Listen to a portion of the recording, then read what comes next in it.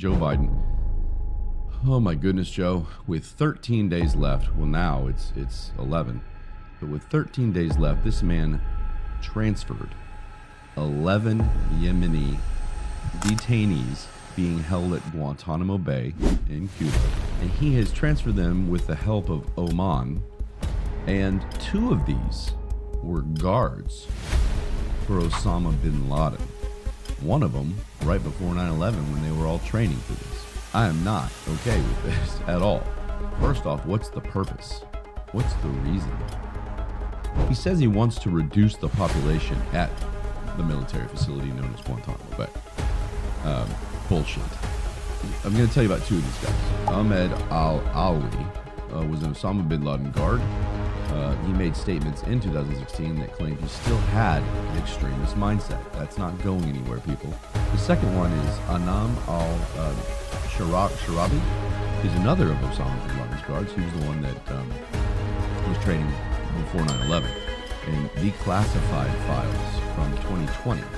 He may have been associated with an aborted 9/11 style hijacking in Southwest Asia. But he said the most dangerous threat to national security that he has ever seen or that has ever existed are these drones. He said they are from China and that they are poised to attack anywhere on the East Coast at any time. He literally said they could hover over the White House, checkmate.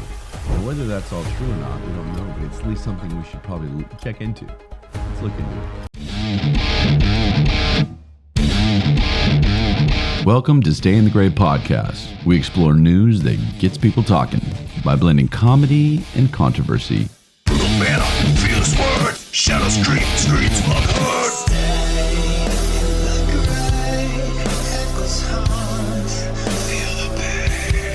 I'm Ryan. And I'm Trey.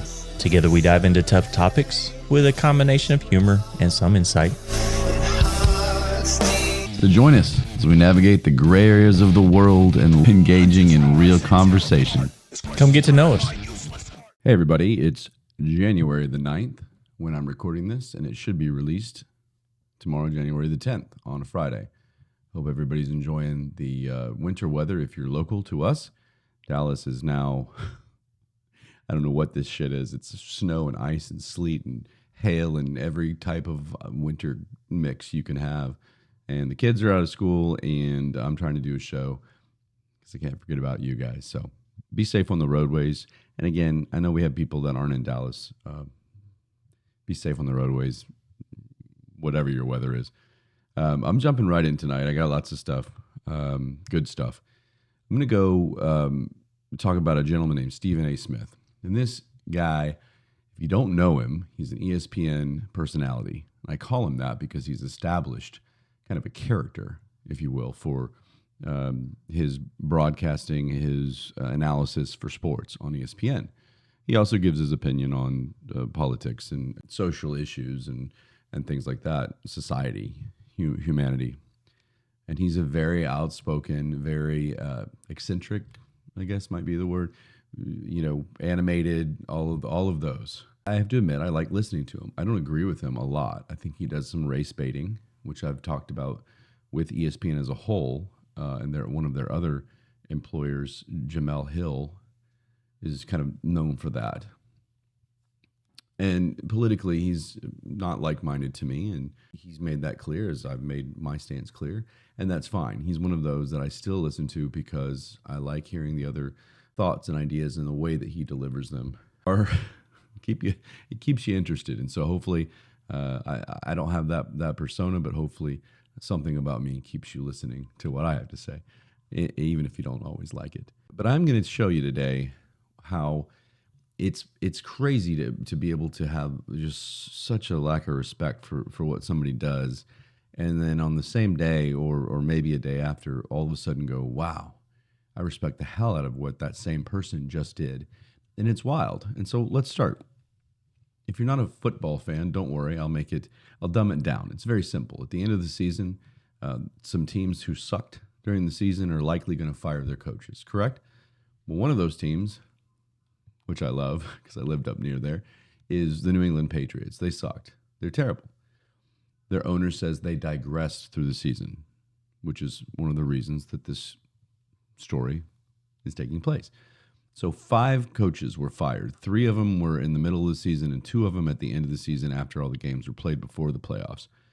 And one of them was a black man named Jared Mayo for New England. Stephen A. Smith came out and said, this is Black Monday. This is, why not White Monday? Why not this? Jared Mayo deserved another season. But the other 4 deserved to be fired, according to him. But not the black guy. Of course, he needs an extra chance. The bottom line, there are 2 things here. One is the New England Patriots were 4-13. In case you don't understand, that's not good. That's terrible. And the idea that they regressed from midseason on and got worse, that tends to be kind of thrown on the coach.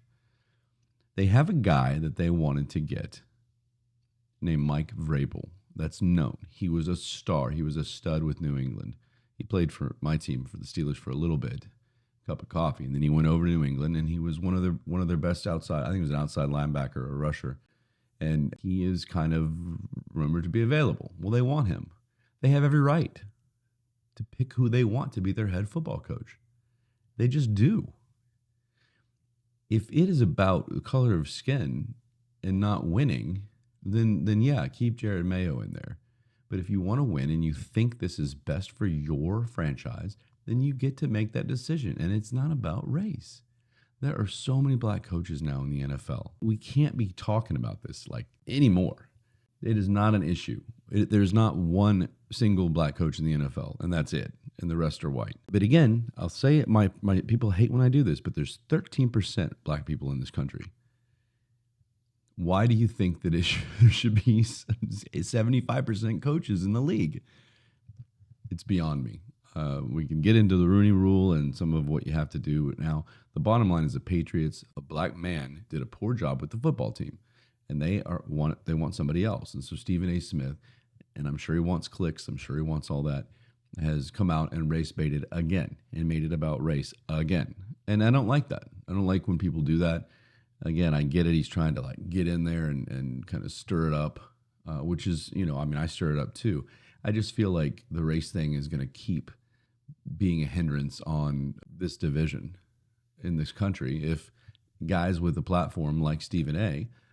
come out in something like sports where we all unite, for the fuck's sake, can we please just come together with sports and enjoy it, have a good time watching the games? New England sucks. They sucked. Get rid of him. That's fine. That's their decision. If you think he deserves some more time, then you hire him and get another team to hire him. So anyway, that's my point. Private team, hire whoever you want. But Stephen A., don't fret. I'm going to play a quick clip of Stephen A. And of course, you know why I'm going to respect it once you hear the clip.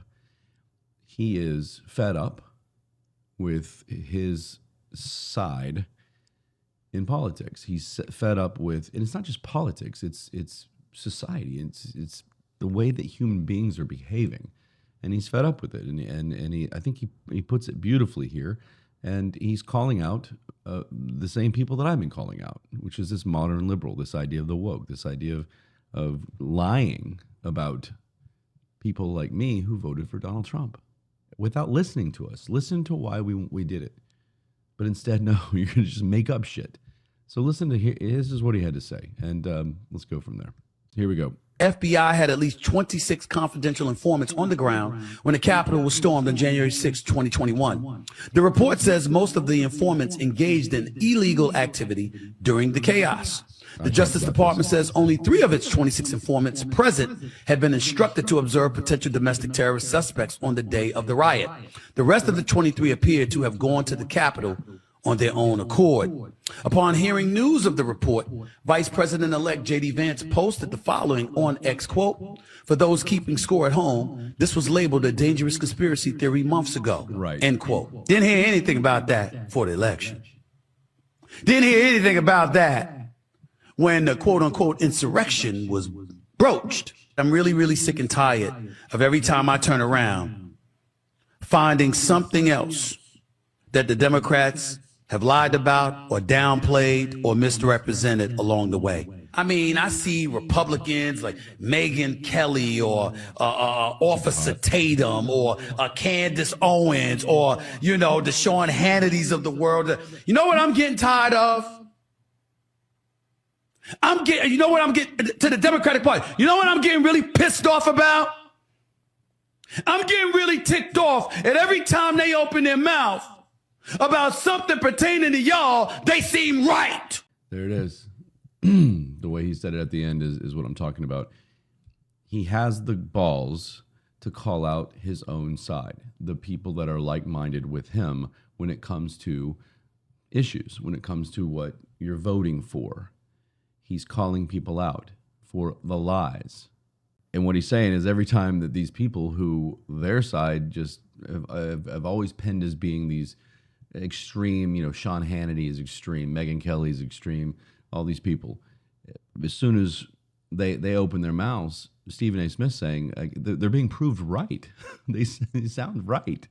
And they are with a lot of things. That was in reference to January 6th. And that's what he's saying is all of a sudden there's this stuff about the FBI being there right beforehand. There's more to it than this was an insurrection and Donald Trump started it. It's more, it's not that. These are lies. And Stephen A. and a couple other people, slowly, I'm hoping this turns into a wave, are willing to call it out. And I just thought that was interesting that a man that I disagree with all the time. Sometimes he'll talk about sports finally, and I agree with him on a play that happened or a call that a referee made or something like that. But overall, I was very, very impressed by his ability to do this, not just because he said in support of what we believe, but that he was able to call it out. I called the right side out when they lambasted me for even suggesting we have a talk with Elon and Vivek about the H-1B forms. I was torched, and I called them out. He's calling Democrats out. That's what needs to happen. People need to be held accountable. That's all I'm saying. So let's move on from that. Stephen A. Smith, no good with the race baiting, but much respect for what you did here, talking about January 6th and the lies that the left has spewed. Let's move on. And speaking of the left, Joe Biden. Oh my goodness, Joe. With 13 days left, well now it's 11, but with 13 days left, this man transferred 11 Yemeni detainees being held at Guantanamo Bay in Cuba. We all know what that is. It usually holds criminals of a terrorist type charge, those that have been charged for terrorist acts. And he has transferred them with the help of Oman, who I read up, and they're supposed to be a pretty close ally of ours in the Middle East, one of the only ones, really. But they're willing to take these 11 people. And 2 of these were guards for Osama bin Laden. One of them right before 9/11 when they were all training for this. I am not okay with this at all. First off, what's the purpose? What's the reason? Are you just trying to stick it to Donald? Are you trying to stick it to the country? What are you doing with 13 days left in your presidency, releasing these guys who have been there for 2 decades for a terrorist attack, killing 3,000 American citizens? What are you doing? I'm baffled. Here we go. He says he wants to reduce the population at the military facility known as Guantanamo Bay. Bullshit. You do it now? What's the point? Anyway, I'm going to tell you about 2 of these guys. Ahmed al-Alwi was an Osama bin Laden guard. He made statements in 2016 that claimed he still had an extremist mindset. That's not going anywhere, people. You don't spend some time in prison and go, you know what? I've changed my religious beliefs. These people are extremists and they will not change. They are willing to die. They think it's good to die for the cause and take a lot of infidels with them. That's why they're locked up, and Joe Biden just fucking let them out. The second one is Anam al-Sharabi. He's another of Osama bin Laden's guards. He was the one that was training before 9/11 and declassified files from 2020. He may have been associated with an aborted 9/11 style hijacking in Southwest Asia. These are not people that need to be just running around and being, I think he used the word reestablished or whatever the hell they're doing over in Oman. What are they going to do? I mean, they're going to let him loose. What's Oman going to do? They're not going to lock him up. And so all of a sudden, these people are back out there again. And guess what? They still hate the West, and they probably hate him even more. They've been here for two decades. You know, who knows if torture was involved to try and get information? I wouldn't be surprised if after 9/11 there was something involved. And these guys obviously don't look good. And so, what are they going to do now? So, just really stupid. It just makes no sense. I mean, I was really pissed when I heard about it. And then, if this doesn't spell out guilt, the transfer was early morning, secret operation. Really? If it's no big deal, Joe, why is it a secret op? What? This was just days before one of them, last name Mohammed, which is common, so that didn't specify, but it doesn't matter. It was one of them. He's Guantanamo's most notorious prisoner, apparently, and he was scheduled to plead guilty to plotting the 9/11 attacks in a couple of days. Many will ask why that hadn't happened over the two decades.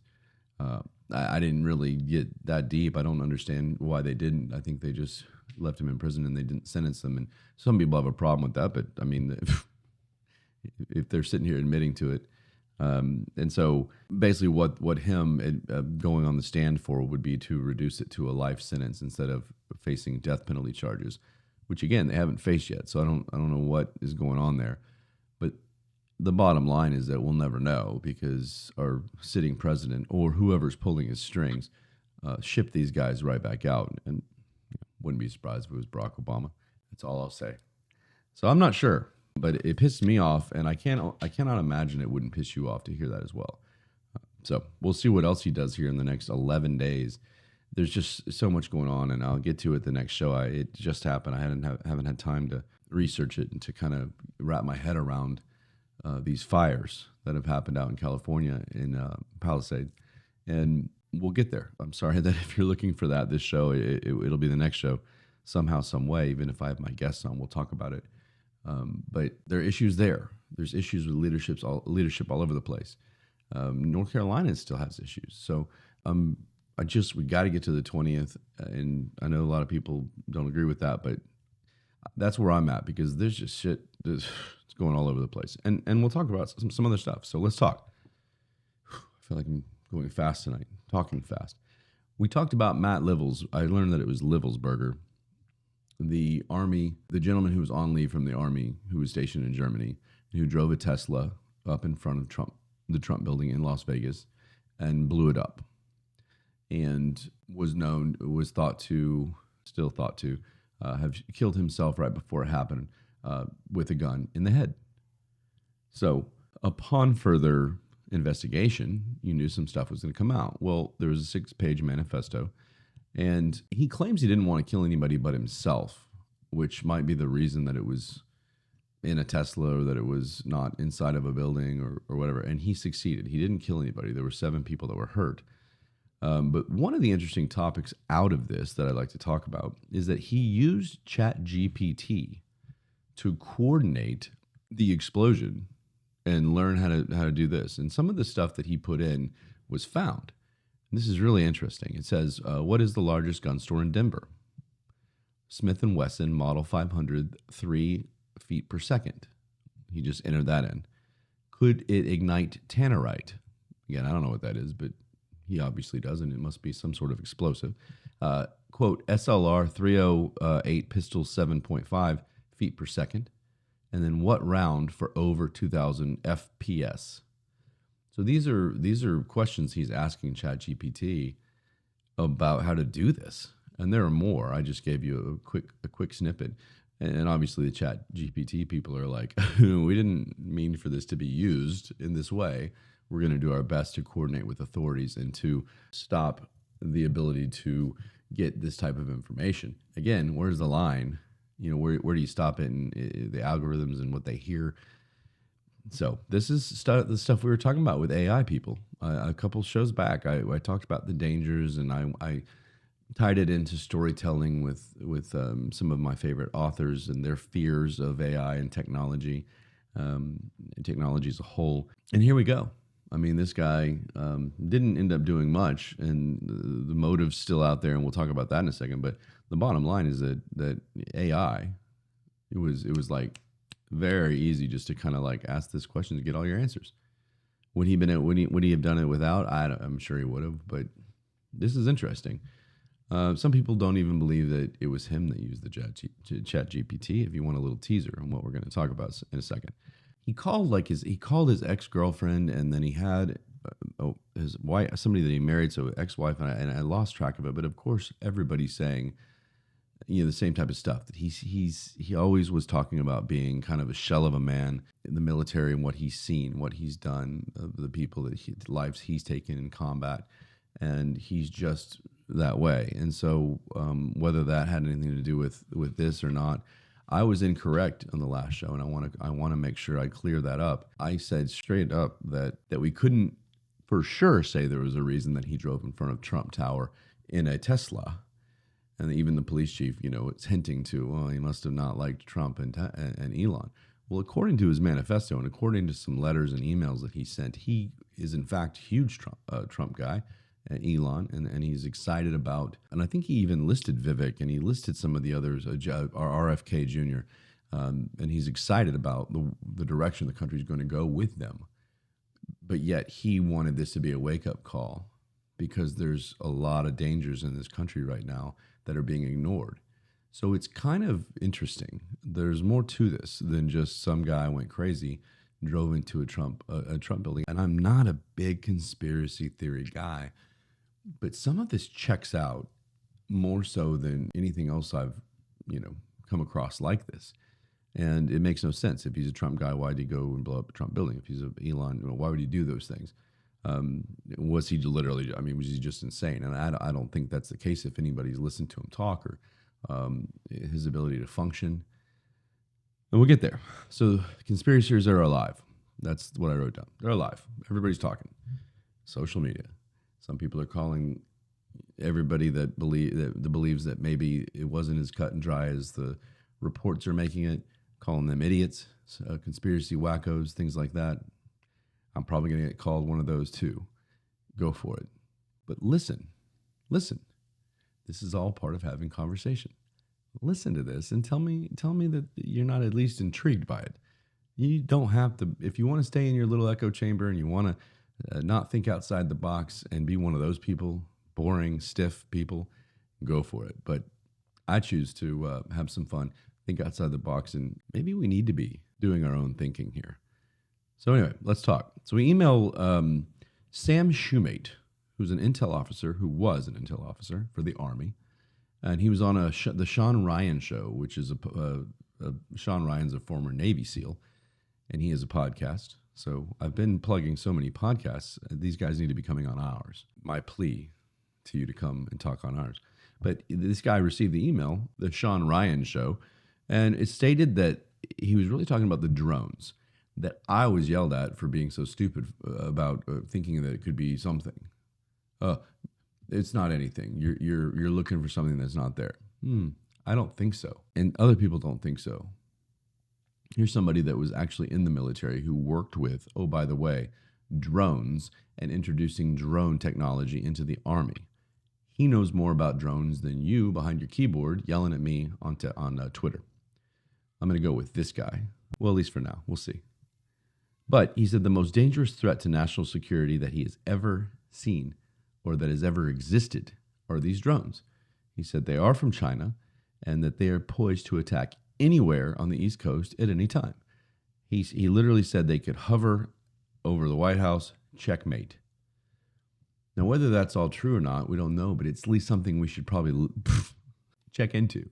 Let's look into it. An Army soldier that works with drones telling you that the drones had this capability. Let's at least look into it.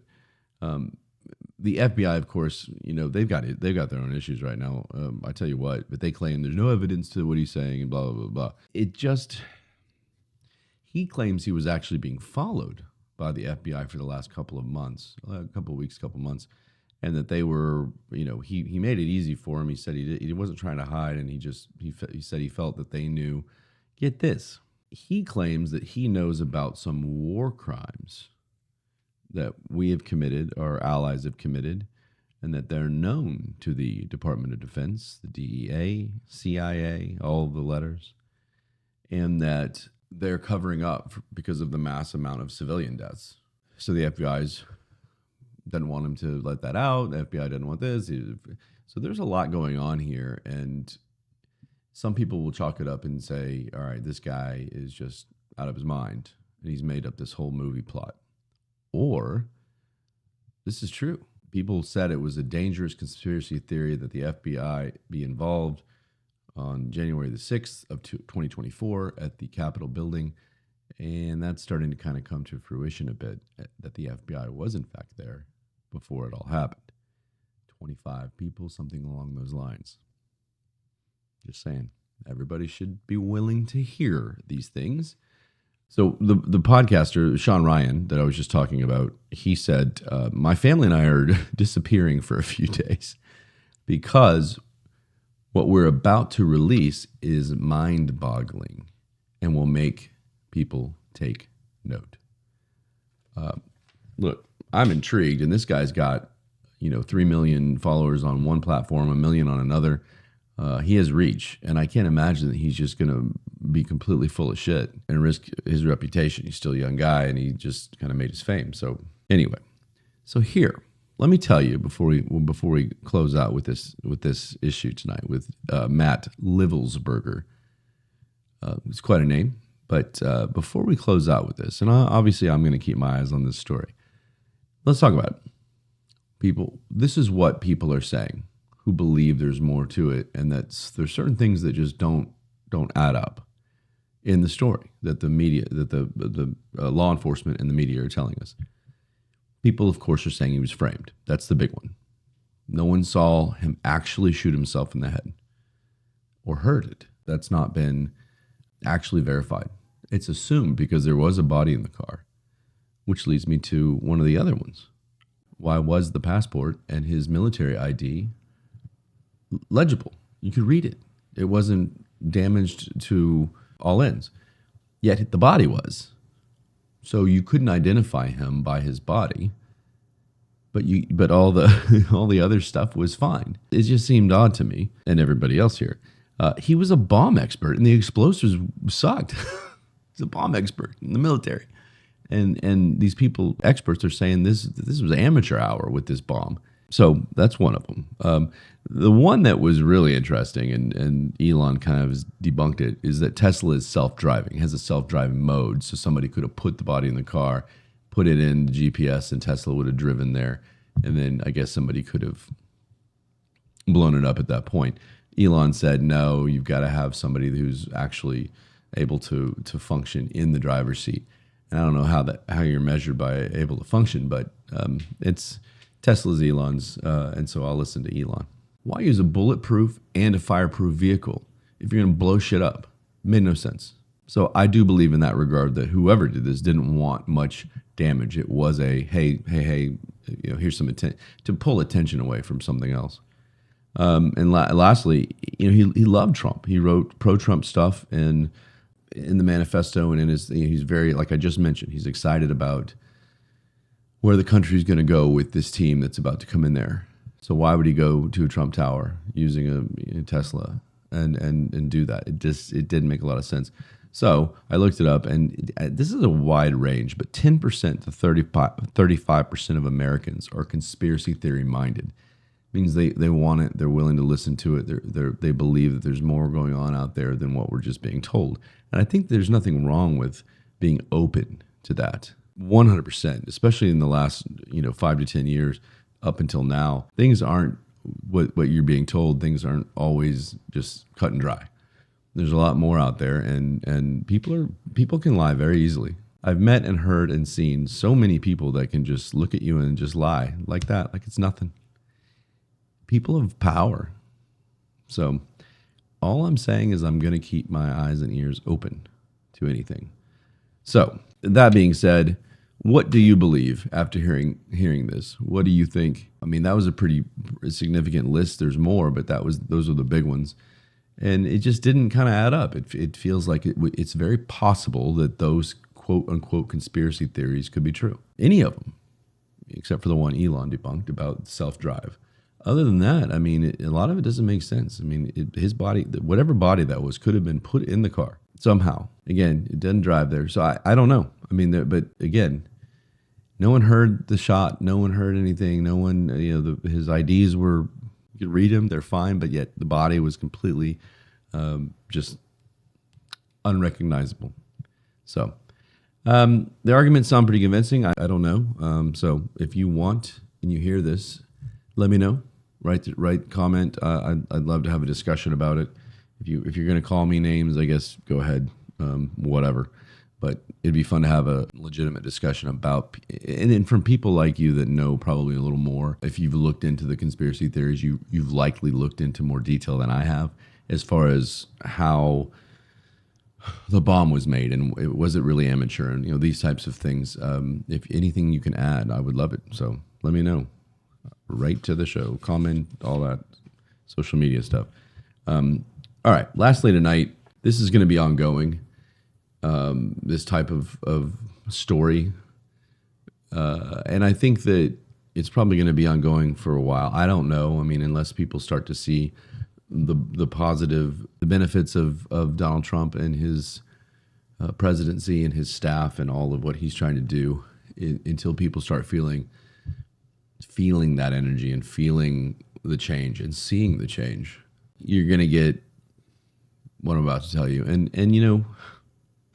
let's just talk. I'm going to talk to you about the Trump expansion talk.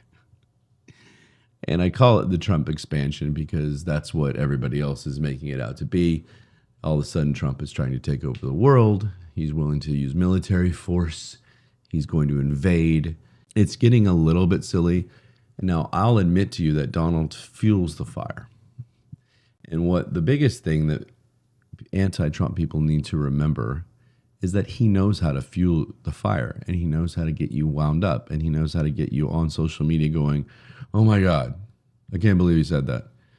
If anybody believes, and who knows, maybe he does do this, but if anybody believes that he was being actually serious, that he's going to take the time to try and put something through to make it the Gulf of America, come on. I mean, I just feel like that's something that came to him while he was talking, and he said, wouldn't that be funny?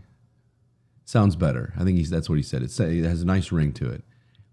And come on. Until he's trying to do it and there's some actual dispute with Mexico over it, it sounds kind of, yes, Donald may have sounded petty when he said it, but you've got to understand sarcasm, and you've got to understand personality and jokes, and just kind of chuckle at it and just be like, oh, that's silly.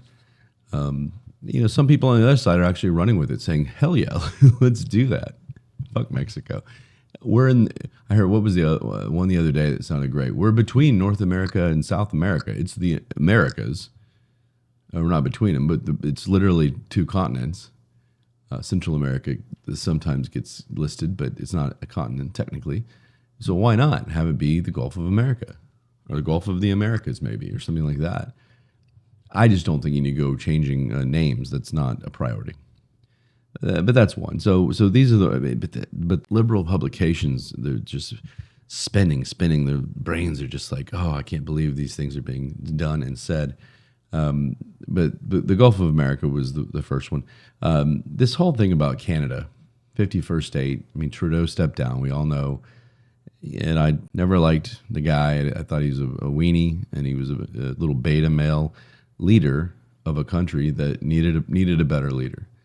But I have no ill will for him personally now that he stepped down. I respect that he stepped down, but I think there's a little bit of a Trump effect, if you will, in his decision. I don't think he wanted to deal with Donald. But is Donald telling the truth? It probably would benefit Canada in a lot of ways. People like to argue and tell me that, universal health care. Meanwhile, many Canadians that I know, and I've been watching actually, interviewed ones that I don't know, are talking about how horrible it is. You're waiting 24 to 48 hours before you can get, the most basic stuff done. And we won't get into universal health care, but there are things in Canada that could be better. There could be, the taxes are less, this and that could be better. And I think he's telling the truth when he says that. I don't think that the entire country of Canada, which is like second behind Russia in landmass, is going to be a state. Maybe it could, but maybe it's divided up and the provinces become states. I don't know. I mean, it's interesting to talk about, but do I think it's going to happen? Probably not. Who knows? But to just talk about it, and if you ask him his opinion and he says, yeah, I think Canada would be better if they did that, there's probably some truth there. So get over it. Third, the Panama Canal. If China has any control over that canal or any influence over that canal, Donald Trump has every right, according to the agreements, to use force to protect the canal for our own security interests. Okay? Go look that up. I know I'm going to get somebody on here that tells me I'm wrong and wants to pull out some sort of amendment to the agreement and whatever else. The bottom line is that is not wrong. Okay? You don't have to be standing there to have influence in how it's being operated. That was the other thing people said. Someone's just down there. There were no Chinese people walking around. That doesn't mean they're not involved. That their leaders are not involved. So it's just something to look at. If he says on day one, I'm going to march down there and take over Panama. Okay, that's a little bit outrageous, but that's not what it is. It's something to look at. It's something he needs that has been ignored, and it needs to be looked at. The last one is the best, because I don't see this as being a bad thing. I think there are reasons, and I'm talking about Greenland, the biggest island in the world, I believe. Correct me if I'm wrong. Most of it is glaciers, ice. Feels like Dallas, Texas today, I'm sure. But there are some communities there. They have natural resources out the wazoo, and they are right in between us and the other hemisphere, kind of. Russia, Northern Europe. You know, this is a globe, contrary to my flat earther story the other day. And when you fly over, I say over the globe, that is in between. If we can have military bases, and I know that sounds horrible, but you take it away from the people and you have defense for our country, why would we not want that? Why would we not want a territory that we can help and be there for? And anybody that, what I've got everybody saying is that they don't want it. They are, it's Denmark's. Meanwhile, they've been trying to get away from Denmark for a while, and they're still, regardless of what we're doing, what Trump's doing, are still planning on trying to get that independence from Denmark. Denmark's way the hell over there anyway. And then who's Denmark? They don't have. What are they? What are they involved in? Where they're some sort of power that they can protect anything. Denmark made this claim a long time ago, and it's time to move on from it. So I'm not listening to Denmark in this conversation. I'm listening to the Greenlanders, and I'm listening to Trump and what's best for us. I cannot find a video of their prime minister, and I've got his name right here because I can't pronounce it. Well, actually, I lost it. The one that I have here, if you look up Greenland prime minister, it's this Denmark prime minister. That's not. Greenland has their own prime minister, and now I can't find. I had his name, and you just can't find it if you search for it. Here is a shortened version. Mute Egeti, and I've been looking for video of him claiming he doesn't want the U.S. involved, and I can't find any video. I found one clip from 2 years ago of him talking about independence from Denmark, but I can't find this guy. In fact, I found the opposite. I found this guy and a bunch of people welcoming Donald Trump Jr., Charlie Kirk, and forgive me, whoever the hell the other gentleman was. I believe there's one more, maybe two.